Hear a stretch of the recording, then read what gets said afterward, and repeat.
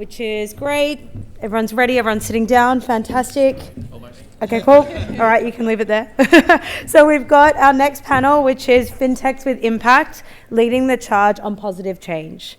So we've got my wonderful colleague, Graeme McCill, Head of Ecosystems at Stone & Chalk, moderating this fantastic panel. So let's put our hands together, welcome them to the stage. Thank you. Thank you. Very good. Let me introduce the panel to you. First of all, we have Ben Cole co-founder of Pinch Payments. We have Euan Hollingsworth co-founder of Spark Finance. Elsa Markula, CEO of ARCA, which is the Australian Retail Credit Association. And not last, but at the end there, Parth Galati, CEO of Gather Wealth. So we're going to talk about, we've got 30 minutes to talk about, well, less than 30 minutes actually, to talk about Fintechs with Impact. And let's see if we can get some key truths, some tips, and also a few important lessons from these guys.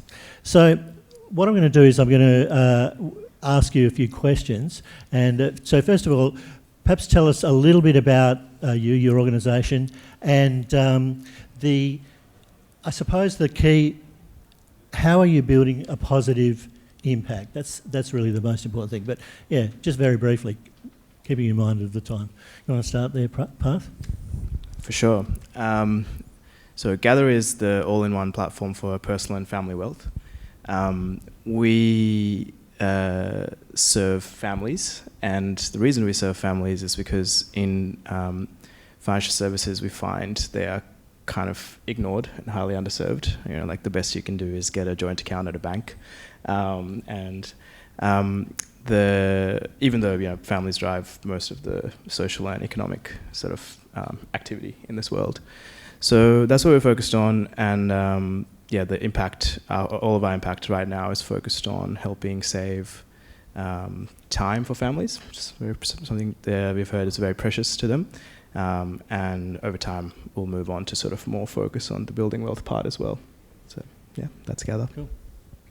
So ARCA is an industry association, so I'm not a founder of a fintech. I'm not cool like that.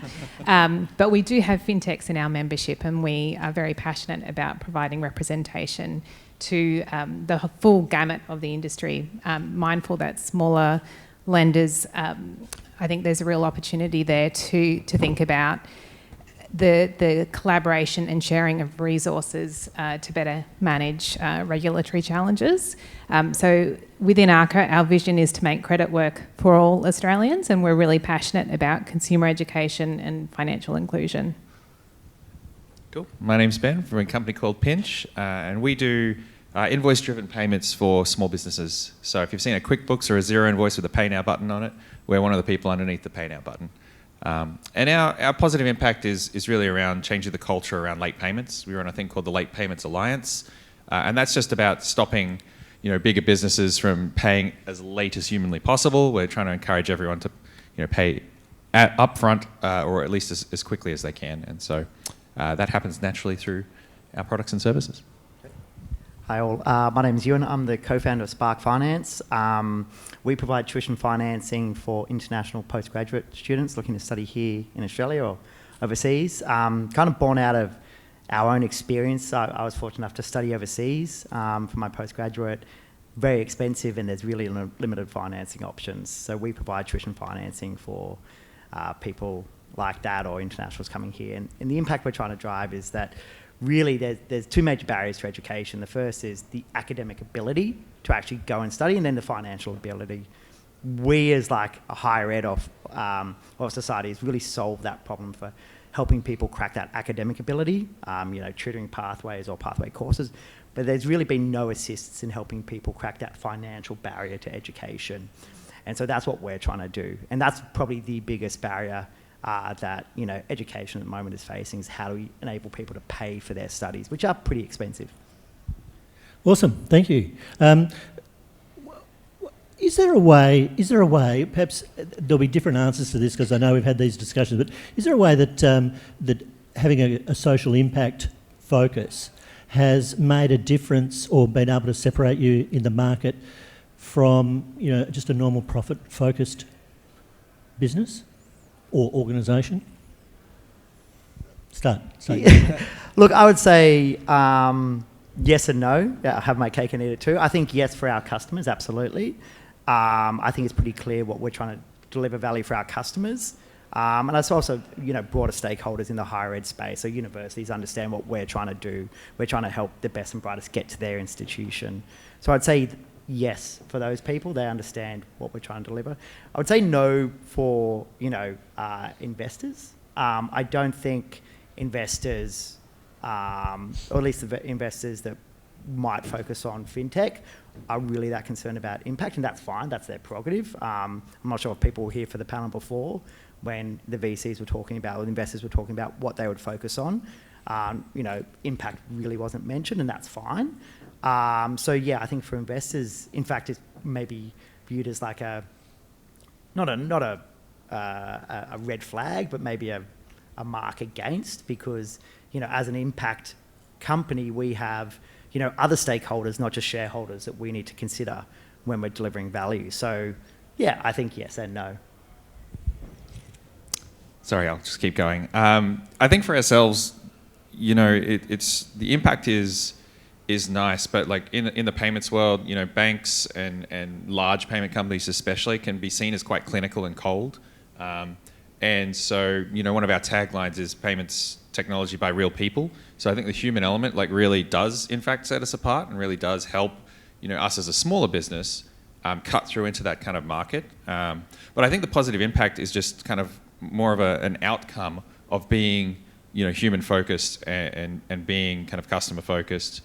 And so it's a natural kind of benefit to us. But it's not something that we kind of sought out to do. I think it's just by focusing on customers, that benefit comes naturally.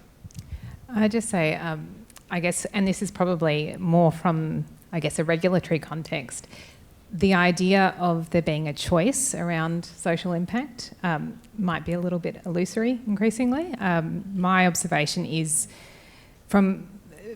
definitely from regulation. I mean, there is a social licence that lenders now have, and you really need to think about how you fulfil that social licence.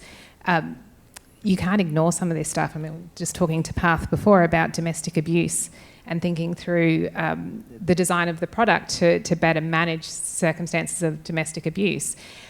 I just think you could ignore it, develop a product, and then find out your product is being weaponised to perpetrate that abuse, or what you do is you actually develop it cognizant that that is a risk and you manage that risk. And I think for fintechs, it is challenging because, there is the idea of a social licence and then wanting to be innovative and compete against lenders who have access to greater resources. I mean, that is incredibly hard to do, right? But there is benefit in thinking through strategies to achieve that. How can you collaborate with others? What are the parts of what you can do that don't rely on you competing, but actually coming together to drive that change?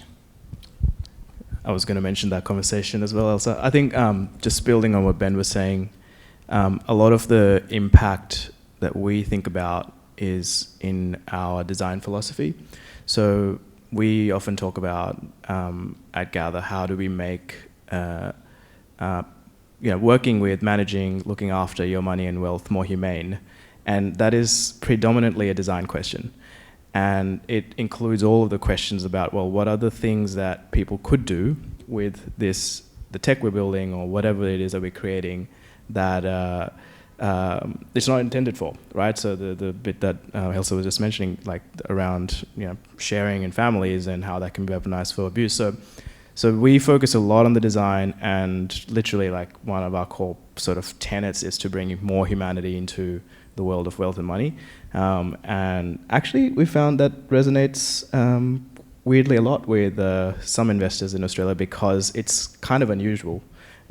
Here in the US you see a bit more, Europe certainly, but if you look around, just on Ben's point, most applications are not designed certainly as intentionally as they could be, and they don't feel like a joy to use, a delight to use, fun or loved.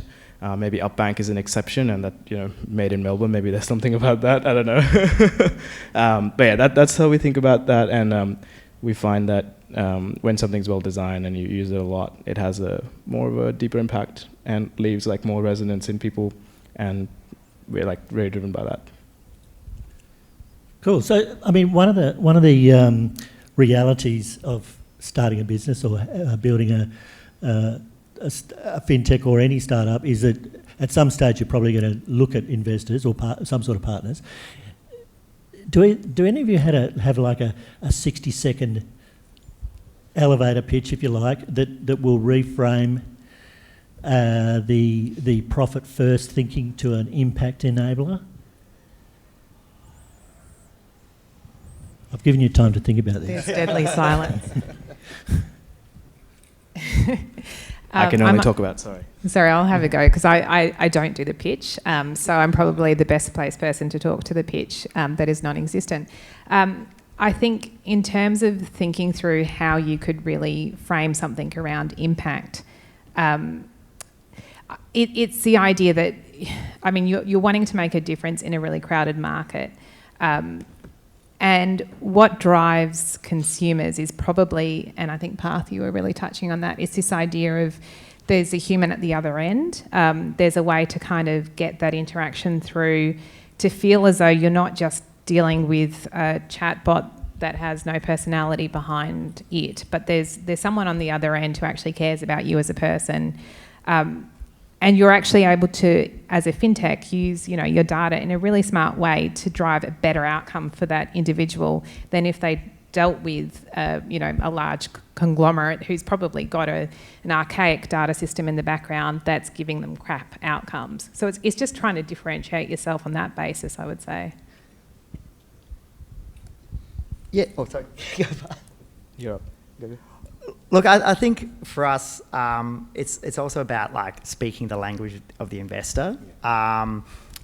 Reflecting about the time when we were looking to raise funds for our loan book, at the start we did have that impact focus. Like, we are helping people access education. The mean income for these people is below the poverty line, and that wasn't getting much cut through. When you're chatting to a credit fund, they're like, yeah, but how much money am I going to make from this? The way we switched that was talking about the underlying asset and talking about the student themselves, and saying that what we're helping is high caliber individuals access education that will further their income after graduation. And because of that, your returns, you're going to have pretty good adjusted returns, because the income of these people is going to be, well in advance. These people just have a cash flow issue. Some 30-something doesn't have a spare 100K lying around to finance this degree, but look at the outcomes of these people afterwards. These are future business leaders, lawyers, doctors, what have you. So I think it was probably stepping back, if I'm going to be frank, about that impact, or maybe just reframing, that impact to align it more with what the investor would seek. Yeah.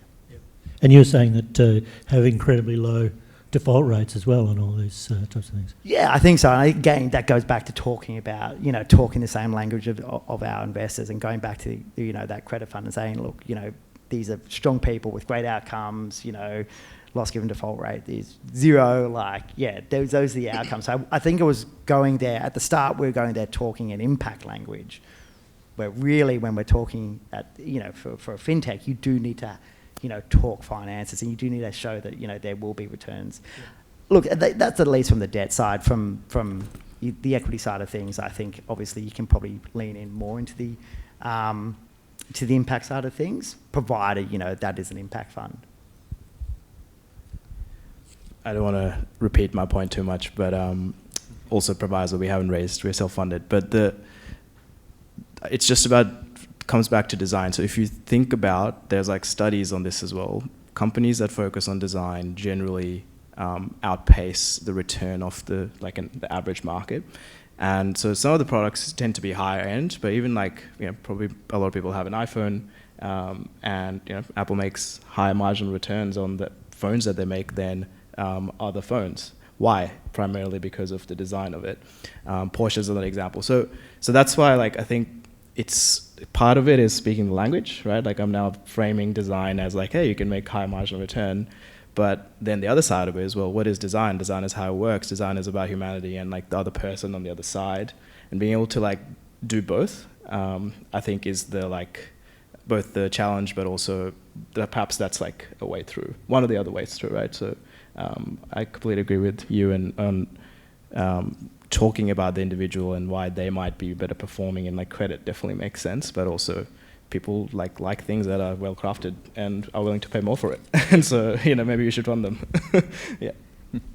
Yeah, I think from my perspective, it's about how you still have to frame things, in the investor's language, like you're saying. And this just reminds me of, a concrete example is how we would describe it. And there's a rough as guts bloke out in Ipswich, outside of Brisbane, who mows lawns. And he's got a couple other blokes helping him mow lawns. But he's not there to sit there and reconcile books. He's not there to, go chasing people.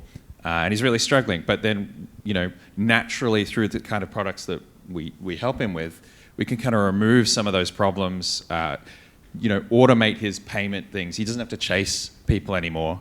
And he was really worried about whether or not that would actually work. Asking for people for a credit card up front when you're mowing lawns can be a bit daunting. But people actually took him up on it, and then now he's come around. He's got 17 people underneath him mowing lawns, and so that's just the normal product operating. But that is a huge impact on this one individual's life. Like, it literally changed himself, his business, and his outlook. And so, that's the positive impact. But that's through a product that's doing its job and is profitable. So I think that's how we would frame things. Yeah, that's awesome. I mean, so many small business struggle with that, with the paperwork, with the administration. Is there one impact metric that you track that isn't financial, that Yes. has proven powerful to customers, even investors? I'm going to sneak this one. Go. Sorry. Customer satisfaction, number one, focus on your customers. It's very easy. That's the guiding star. How well do they like you? So we actually track understanding of the credit reporting system. So that's our metric to sort of understand the extent to which consumers know about their credit health and seek information about their credit health. And that's been pretty powerful over time, just to see as the system expands and more information is used and then used to aid lending decisions and credit management. It is slowly improving, but it's still not where it needs to be. So that's something we track. Our qualitative one is financial anxiety. So we ask customers how anxious they feel about their money before and after using Gather. So, and we're very proud of the metrics, but I think some of the emotional value in that is all around being able to be certain and confident about the future. So that's one that's been really powerful for us. It's when you can see, you can plan. It's you can't drive blind. It's not, it's hard. You could probably do it. So that's one we focus on a lot at Gather. That's cool. No, I was just going to say it's interesting tracking that, because we do research through YouGov, and that really reveals the fact that where people don't feel confident, they make really stupid decisions. So if they're finding themselves struggling, they're not reaching out to their lenders for help. They don't know where to go, and it's really boosting that confidence up front, making them feel like they're in control. It just makes such a difference later down the track when they fall behind in payments, or they experience hardship or whatever it might be. So it is really important to track that and to make sure you're seeing a trend where there is over time that increase in confidence. Sorry, Euan. No, you're right. I would say too. I think the first one is the percentage of students that would not have been able to study without financial assistance. And to date, 95% of our students have said, without our financing, they couldn't go to their institution of choice, which we find quite powerful. And the second is more kind of output focus, and that's salary increase after graduation. And our students see a 42% increase in their salary post-graduation, which kind of goes to the point that, education, to steal a phrase from a 90s show, is the silver bullet and can really help change people's lives. So that's what the two metrics that we constantly track. Customer satisfaction. Customer satisfaction. Yeah. So, I mean, we're talking about really, I suppose, injecting the human element into all of these platforms. I mean, bringing understanding or empathy, if you like, for your users. Really, that's what I'm hearing coming through. Even though it wasn't mentioned, it's the type of thing that's creating the real difference. So, is there a way that Fintechs should, do you believe, educate their users more in a more impactful way? I mean, education's come up all throughout this, especially, obviously you're in education, but also, Elsa, it's, you do that, don't you? So, certainly we have a consumer education website, Credit Smart, and one of the things that I think many people underestimate is just how little people understand the basics. Actually, I mean, I made a comment in a team meeting the other day. Don't assume anything in this space, and that includes with the other people you work with. A lot of the time, the understanding of the fundamentals is not there. So education has to be approached on the basis that you make it possible for people to admit their stupidity, and then you fill in the gaps. You don't go over their heads. You've got to meet them at their level, and I think that's something that Fintechs can do really, really well. I've just looking at different education offerings that some of our Fintech members provide. There's a real focus on talking to people in language they understand, simplifying difficult concepts, breaking them down. I mean, there's often a lot of information you have to provide, but if you give it to people in those sort of small chunks and they can work their way through it, they start to trust you more. They more lean into you rather than find you some sort of scary information source that they don't want or have the time to kind of compute. So I think, there's a lot that can be done, and I think Fintechs have a real role to play in this space. Couldn't agree more. One of the things, I'm just conscious of time, there's so much, I really care about this topic, and one of the things that's really hard in money is actually one of the most important learning principles, which you generally learn better by doing, right? But in money, one of the challenges is like doing stuff, especially when you get it wrong, has a real impact. So you make a credit inquiry that you didn't mean to make, like bad for your credit report, possibly bad for like later down the track credit outcomes, like takes 5 years for that to be removed. So the question is, how do you solve that, right? We can provide information that only goes so far. Like not everyone learns by reading or just engaging with even quizzes and stuff. So that's something to think about a lot. Like some of the answers there are like games, simulations, possibly. I do work with on the board of another organisation. It's a side quest, Young Change Agents. We run learning by doing project-based stuff in schools, and it works really well. Our kids are like, I don't want to go to school, right, regular school, because they love those programs so much more. And so we think about this a lot, is like when we are designing educational stuff, we try to focus on how to like create an environment where people can learn by doing. It's really hard in money because of that. You do the thing in the real world, it has impact, but I wonder if there's ways to do it, which like more simulate the real world and then allow you to get comfortable with it. So you have more confidence, you feel more control, and your outcomes are different over the long arc. Yeah, I might take a different approach to education. I think coming at it from like a startup perspective, one of the lessons we learned was that a lot of hand-holding with new customers or people that are interested in your business or service gives you the opportunity to like educate in a demo session or a lot, in those early touch points. And we saw, it's not a scalable thing you can do, right? You can't do that forever, and you can't do that for, if you're really growing. But especially early days as a startup, it was invaluable. Just talking to literally every customer and giving as much training and as education as you could in that session early on.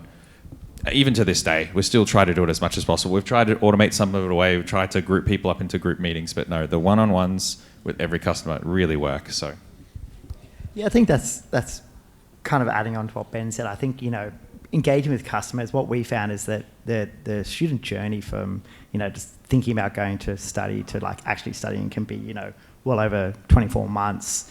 And so we've tried to become like a trusted advisor along that path and be like, this is the benefit for education. These are the institutions or degrees you could consider. Have you thought about using this partner to help you get in or speak to this advisor at this institution? So it's educating them throughout the process and not just kind of thinking in our little narrow box about financing. Okay, we've got 2 minutes. Is there anyone with any burning questions in here? No? What would be one harsh truth, if you like, that you found that would, and we've got to be brief obviously, harsh truth that you've found that anybody building a fintech with impact is going to have to either negotiate or consider? I think you can't escape the regulatory landscape as much as you'd like to. It's going to come and bite you on the bum at some point. So I think obviously the counter to that is to think up front how you can navigate that, and as I said earlier on, how you might be able to collaborate with others to reduce the burden for your business.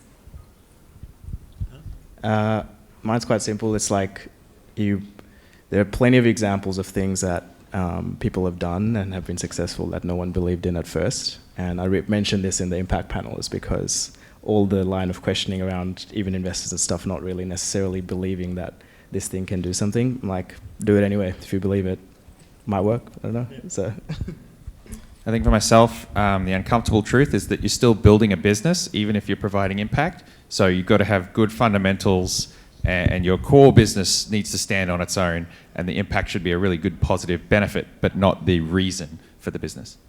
Yeah, good point. I think the uncomfortable truth is I think that like the Venn diagram between like traditional investors and impact investors and the people that would invest in a fintech impact is quite narrow, and that's fine. But I think at the end of the day, the higher purpose of this is not to get investment, it's to change people's lives. And so, I would, ignore my own advice and not focus too much on investors and actually just focus on your customers in the end. Agreed. Awesome, that is fantastic. Look, I think it comes down to the types of questions you ask yourself on a daily basis. What are the values behind those questions, and where can your actions lead towards a fintech with impact? So, thank you, guys. Let's thank our audience today. Our panelists today. They're awful. Thank you.